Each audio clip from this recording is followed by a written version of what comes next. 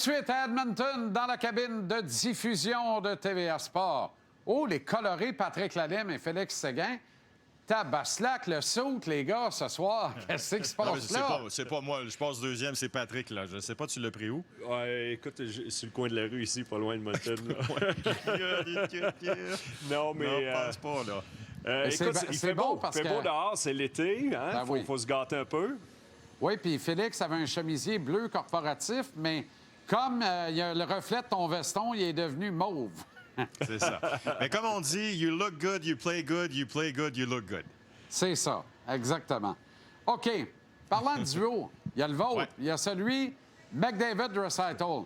Est-ce que c'est le deuxième meilleur duo qui travaille dans la Ligue nationale actuellement, après vous, là?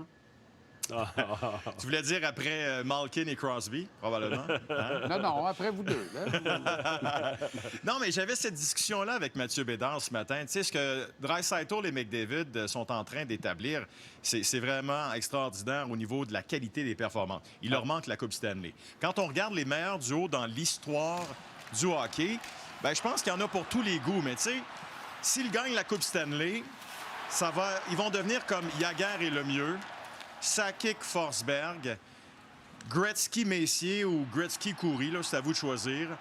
Yzerman-Fedorov, évidemment Crosby et Malkin. Alors, moi, je les vois là, parmi les meilleurs duos dans l'histoire de la Ligue, mais je le répète, ça leur prend la Coupe Stanley pour passer à un autre niveau. Ouais, je suis d'accord avec toi. On aurait pu ajouter peut-être McKinnon, Rantanen, mais c'est parmi les meilleurs qu'on n'a jamais vus. C'est des joueurs qui amènent le jeu à un autre niveau. Deux joueurs qui se complètent très, très bien. Hein. T'as de la rapidité comme on n'a jamais vu dans la Ligue nationale en McDavid. Puis tu as un joueur qui va dans la circulation un peu plus, qui est physique, qui a un excellent lancer en Draisaitl. C'est une belle combinaison. Le facteur X, il est bien présent dans cette série, puis il est en pleine confiance en ce moment pour les Oilers. Bon, à la lueur de ce qu'on a vu à la séance de patinage de ce matin, ils ne seront pas ensemble au départ du match ce soir parce que Knoblauch préfère réunir Ryan Nugent-Hopkins à Connor McDavid et Corey Perry. Pourquoi? Est-ce que c'est pas de nature à vous surprendre un peu? Nugent-Hopkins a des séries extraordinaires. En même temps, quelle utilité il peut avoir au centre, d'ailleurs. Mais ça regorge, là, chez les Oilers. Knoblauch a l'embarras du choix, les gars. Bien, ce trio-là a été bon là, pour les séries. Puis c'est ce trio-là qui a amorcé le match numéro 1 de la finale. C'est en cours de match qu'on a jumelé McDavid et Draisaitl pour aller chercher une énergie. L'équipe perdait 3-1. Puis là, juste au niveau factuel, évidemment, on peut le voir à l'entraînement ce matin, mais il n'y a rien qui empêche Knoblauch de commencer le match rapidement avec McDavid et Draisaitl. Moi, je m'attends à ce qu'ils les réunissent à un certain moment parce que j'ai senti que les Panthers avaient été déstabilisés ou cherchaient des solutions quand ces deux-là étaient sur la glace. Oui, c'est sûr qu'on va les revoir. Moi, je pense que le début de rencontre, on va peut-être y aller un petit peu plus conservateur. On va espérer que peut-être chacun sur leur trio, ça fonctionne comme ça a fonctionné la plupart du temps depuis le début des séries.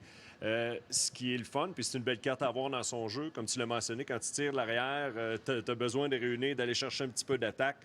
Tu mets les deux joueurs ensemble, on voit ce qu'ils amènent sur la patinoire. Écoute, on dit toujours que juste face à McDavid ou à Draisaitl, ça prend un comité de 5. Quand tu as les deux sur la patinoire, là, ça va vite, ça va très vite. Très, très vite. Stuart Skinner est un gardien de but fascinant et surtout un être humain très particulier. Comme à peu près toi, goaler. Le goaler le plus comptable, agréable que j'ai connu dans ma vie, c'est Pat Lalime, là. Et les autres, pas mal toutes des bébites. Ne serait-ce que les cheveux du fish, le bassin du jiggy, je sais pas, là, la barbe de la chouine. Mais on dirait que Stuart Skinner, c'est autre chose, là, complètement. Tu sais, vous allez entendre dans l'avant-match à 19h une entrevue que j'ai réalisée avec Stuart Skinner avant le match numéro 1.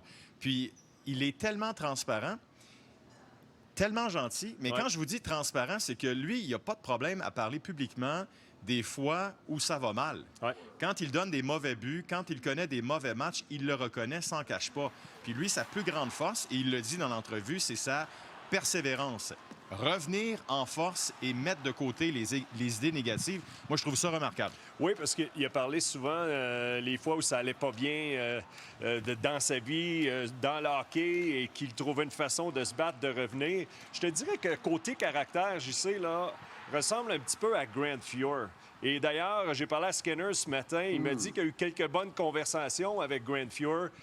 Quelqu'un qui est relax, quelqu'un qui allait jouer au golf la journée des matchs. Souvenez-vous, Grant Fuhr, ce fut une époque. Oui, là. effectivement. Mais tu vois un Skinner qui est calme. Et je lui ai demandé, le défi, c'est toujours ça. Parce que Skinner, quand il est trop calme, eh bien là, il devient passif, il devient un petit peu plus nonchalant sur la patinoire. Il me dit, c'est toujours quelque chose que je me bats avec cette situation-là. Mais le fait d'avoir parlé à Grant Fuhr, qui vient d'ici exactement, la même chose que Skinner, un produit local en série. Alors, ça a amené quand même de l'expérience à Skinner. Et parlant de Skinner, là, ce matin, j'y sais, ça va t'intéresser. Pat, tu étais là. Ouais. Il a parlé aux journalistes pendant 15 minutes dans le vestiaire des Oilers. On est match 2 de la finale de la Coupe Stanley. Il prend 15 minutes pour répondre aux questions des journalistes. Et je te rappelle, et je vous rappelle qu'à Montréal, je lance de flèches de pierre à personne, mais le gardien ne parle pas la journée d'un match. Puis pas juste à Montréal, il y a d'autres endroits comme ça. C'est une politique. Pour Skinner, ça ne le dérange pas du tout. Non. Alors, j'espère que ça va inspirer d'autres organisations à travers la Ligue à laisser parler le gardien le matin d'un match. Parce que parler aux journalistes, c'est une chose, mais là, tu as 3 vagues. Je me suis amené sur le tard avec Darren Pang. On a parlé d'équipement. On a pris des photos de son équipement. Il nous a amené, il nous expliquait. Ah oui, c'est ça. Il y a c'est impressionnant, oui. Oui, puis dans quelques cas, là, les gars, la politique de l'organisation est dictée par les joueurs eux-mêmes. Dans d'autres aussi, à l'opposé. Tu sais, tu n'aurais pas empêché Martin Brodeur de parler aux journalistes avant un match. Avant un 7e match de finale de la Coupe Stanley, tu pouvais demander de rentrer dans la chambre 5 minutes avant le coup d'envoi de la rencontre. Martin te donnait une entrevue. Si ça se trouve, il est encore en boxer short. Mais toi, Patrick, tu parlais aussi la journée des Moi, matchs. là, je parlais jusqu'à la dernière année à Ottawa. Mais je vais vous expliquer pourquoi. C'est que la dernière année à Ottawa, ça allait pas bien à un certain moment. Puis là, on remettait toujours en doute mes performances sur la patinoire et les questions étaient toujours négatives. J'avais l'impression qu'on essayait toujours de me prendre en piège. À un certain moment, j'ai dit, la journée des matchs, là, j'ai besoin de retrouver mon match. Ouais. J'ai besoin de rester dans le positif. J'ai pas besoin d'avoir de mots ou ce que le monde pense de l'extérieur. Fait que c'est pour ça que j'ai éliminé un peu cette facette le matin des matchs, mais avant, je parlais tout le temps. Puis les joueurs doivent parler. Pour moi, ça fait partie de ta tâche de travail. Et si on n'allonge pas trop, surtout en série, la part Skinner qui laisse aller, je pense que tout le monde doit parler. Je trouve ça un peu particulier, le jugement sévère à l'endroit de Bobrovsky à l'opposé, parce qu'on dit qu'il a donné un très mauvais but dans le dernier match et on lui attribue la défaite. Premièrement, c'est un tir carrément voilé parce que les 2 défenseurs, qui sont la meilleure paire de défense des Panthers, ne font absolument pas le travail, refusent de payer le prix, faire obstruction, ce qui fait que ça ouvre la voie à une obstruction de la vue du gardien. Et finalement, il y a un but là-dessus.